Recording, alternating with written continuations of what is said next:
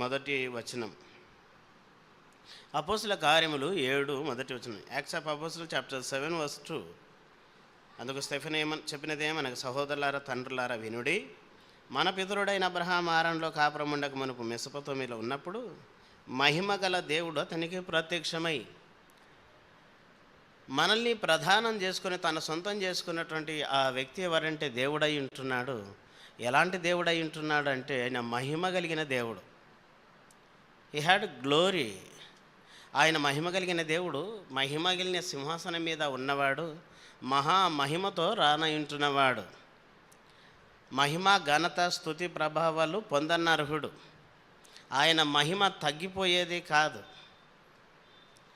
ఒక Sunday school పిల్లలిద్దరూ, ఒక సండే స్కూల్ పిల్లోడు తర్వాత ఒక అన్యుడైన పిల్లలు ఇద్దరు మాట్లాడుకుంటున్నారట. మీ దేవుడు గొప్ప అంటే మీ దేవుడు గొప్ప అని వారిద్దరి మధ్యలో డిస్కషన్ మొదలైంది. అప్పుడు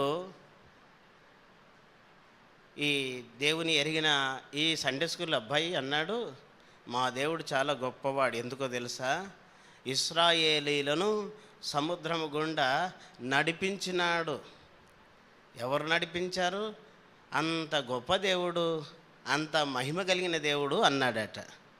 అప్పుడు అతని ఫ్రెండు, అతని స్నేహితుడైన అన్యుడైన పిల్లోడు అన్నాడంట, ఒరే ఎర్ర సముద్రం లోతు ఎంతో తెలుసా మీకు? మోకాల లోతే.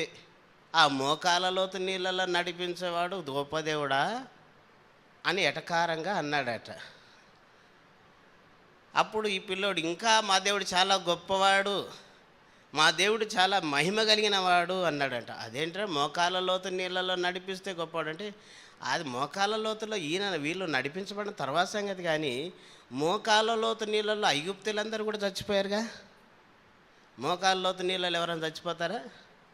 కానీ మోకాల లోతు నీళ్ళల్లో ఐగుప్తులు చనిపోయినారు, ఇంకా గొప్పవాడు అన్నాడట.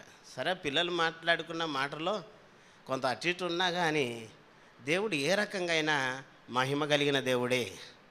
తన మహిమను ఇశ్రాయేలును ఐగుప్తు నుంచి బయటికి రప్పించుట కొరకు ఫరో ఎదుట తన మహిమను కనపరిచినటువంటి దేవుడు, మహిమ కలిగిన దేవుడు అబ్రహాముకు ప్రత్యక్షమవుతూ వచ్చాడు.